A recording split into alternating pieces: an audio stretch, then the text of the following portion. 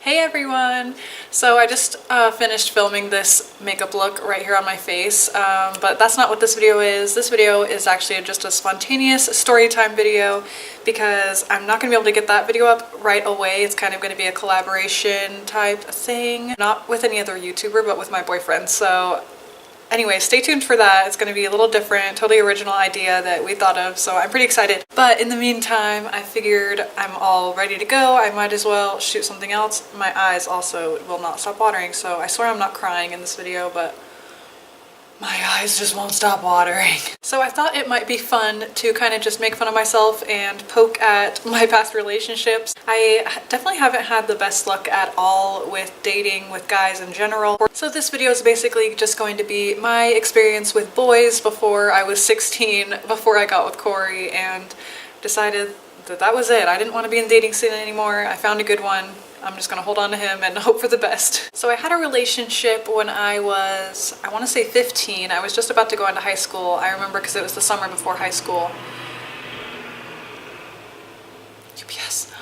We actually met at a summer camp, and you know, just we were in like this obstacle course thing together, and yeah, we decided we were dating. We started holding hands everywhere, you know, whatever. The camp thing was only a week long, so we exchanged numbers, whatever, and we called each other every single day for probably like a month straight. All I really remember, I remember really liking him, but I knew I was about to go into high school and there was no way I was going to be in this long distance relationship. Oh yeah, I forgot to mention that part. Obviously, we were at summer camp. We didn't live next to each other whatsoever. We were like 40 minutes apart, I think. So, and we were 15, so it's not like we're gonna be driving back and forth seeing each other all the time. So yeah, I was with this guy. By UPS. Nothing for me. I was at my best friend's house one time and something popped in my head and I was just kind of over it. I know we had talked on the phone for like a ridiculous amount of time, like 9.5 hours straight or something crazy like that while I was at my friend's house. I'm a shitty friend, I know. I was also a shitty girlfriend apparently because I wrote down the list of reasons why I didn't want to be with this guy anymore. Instead of me calling him, I gave the phone to my best friend and she continued to list off the reasons why I didn't want to date this guy anymore. She broke up with him over the phone for me and I didn't even talk to him. I think I ended up calling him a while later just to kind of, you know, make sure everything was fine when I finally got the balls to call him and resolve everything. So I know that story was pretty lame, like whatever, I dumped him over, I had my best friend dump him over the phone, so that was a pretty shitty move, but okay, I should backtrack a little bit because I had this enormous, I mean enormous crush on this one particular guy for years, all through middle school. It was, you know, the type of first crush that you have where you write their name all over notebooks and all of that really annoying naive shit. Basically, yeah, I was his stalker. I left notes in his locker. I sang a song for him in the talent show, which looking back is very, very embarrassing. I heard he was moving over the summer. I think that was 8th grade year. I knew we were going into high school. So I was like, okay, Ashley, you have to get up the courage. You have to talk to this guy. And all my friends were like, you have to talk to him, you're never gonna see him again. This whole time, these 3 years that I've liked him, I've like left him notes and kind of done little discreet things like hinting that I liked him, but I don't think I ever had a conversation with this guy, except for like maybe saying hi, but that's seriously it. I ended up approaching him in the hallway and it was something along the lines of, hey, I heard you're moving, like where are you moving to? At least that's what I hope it sounded like. It probably sounded more like, hi, you're moving? Where? We bantered a little bit, nothing crazy, and he went on his way and I was like, yes, I talked to him, like that was the closure I needed, like now I can just move on from this crazy crush. Fast forward summer, I had that phone relationship with the other guy, and so I go back to high school, I'm totally open, ready for, you know, whatever high school has to offer. This guy that I liked all through middle school didn't move after all, and there he was, just there he was. I thought I was over him, thought I moved on. Nope, not at all. All came rushing back. I don't exactly remember how it happened, but I got up the courage to ask him for his number, so we'd been texting a little bit back and forth. I went on this trip with my friend Danny and we were in the hotel and I get a text from him and it was very mysterious. It was something along the lines of, asking me like who I liked or something, I don't know. But at the beginning of the school year, I had this math class with an upperclassman, which should have been a red flag immediately. Like, he's an upperclassman, he's in your freshman math class. What? Okay, the guy I was obsessed with all through middle school, we'll call him Brad. And then this other upperclassman in my math class, we'll call him Carl. I had been texting Carl from my math class, and that is, of course, when Brad decides to text me. So I'm texting both of these guys that I like. Brad, obviously, from a million years ago. Chad, is that is that his name? Carl.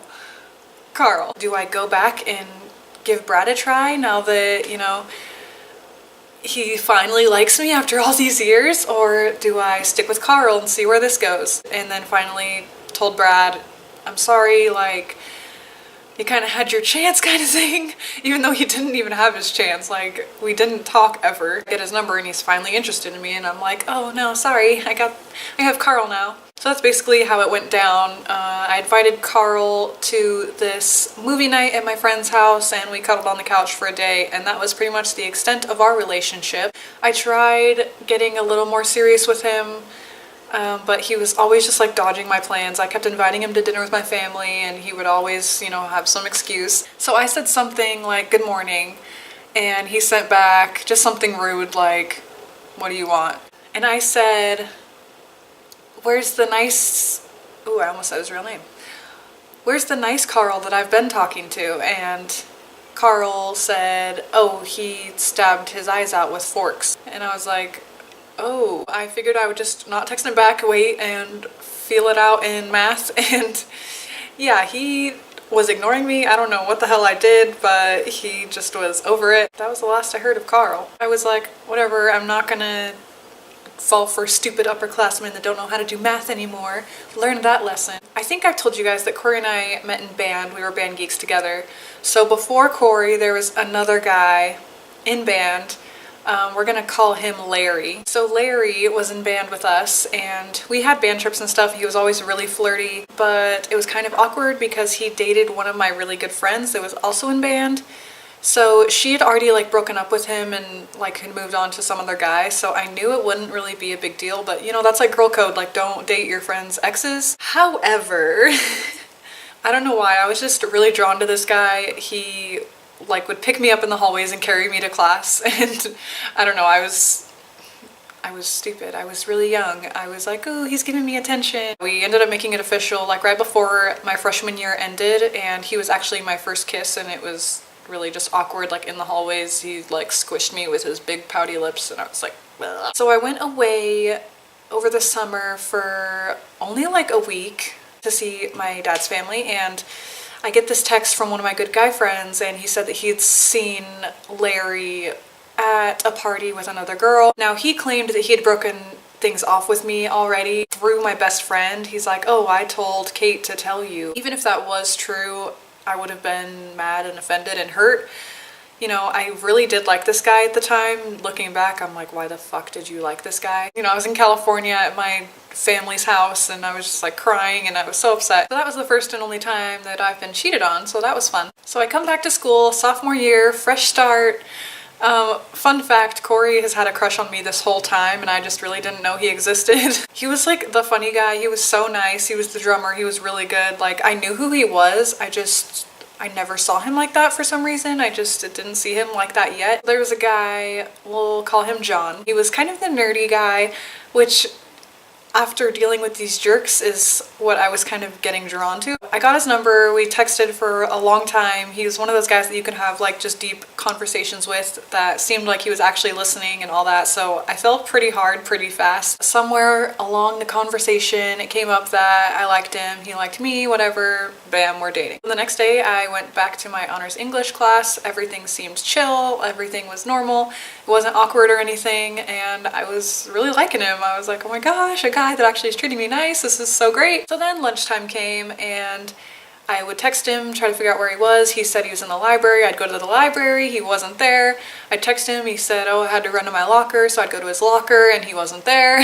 So he was totally just being dodgy and weird. I was getting really disheartened. I was like, okay, well, you know, it's whatever. I know this seems really weird and dodgy, but he's different. Like, I know he's different. So I texted him that night. He seemed totally fine. He was like, oh yeah, sorry, like, just wasn't really feeling like hanging out.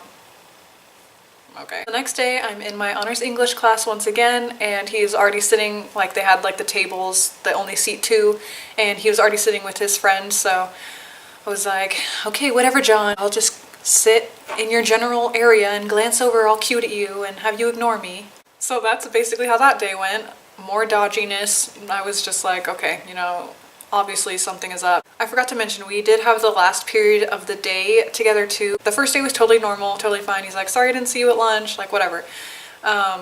Second day, he was totally just ignoring me in both of the classes we had together, and he like claimed that he had to study at lunch or something. Total red flags, yeah, whatever. It's been 2 days. I'm trying to give it a chance. Day 3, same shit. He, you know, dodges me all day and it just doesn't look good. Yeah, after school that day, he pulled me aside and dumped me at his locker, and there was the one promising relationship that just flew away. Told my best friend that he dumped me. She was like, what the hell? What the hell happened? It's only been 3 days. Like, you guys have been talking for weeks. I thought you guys, like, were gonna last. I was like, yeah, duh, me too. So that was the beginning of my sophomore year, and after that, I was, like, distraught. It's like, whatever, I'm so over boys. Like, I'm just gonna make some guy friends and whatever, I'm just gonna flirt with who I want to, but I'm not committing to anything. Cory kind of made it a little more obvious that he was into me, and I finally caught on. We just had really good conversations, and we always were laughing together, and that was really good signs for me. He seemed like he was really into me. When he did let me know that he liked me the first time, I was already going after John. But yeah, that obviously, the John thing happened and was done within a matter of 3 days. Yeah, Cory found out I was single again and came right back to trying for me, and it worked out that time.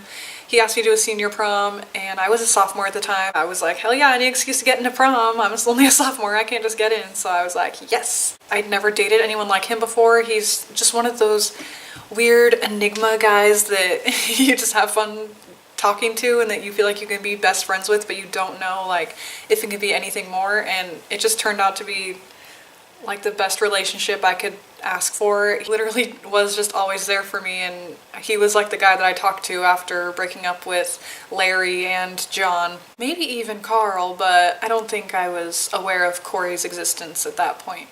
So yeah, there's a random little chit chat about my past relationships, why I have been very weary in the dating world and have just stuck it out with Cory because I found a good one and I'm gonna keep him. Thank you guys so much for watching this random ass video. I'll see you really soon in my next one. Bye guys.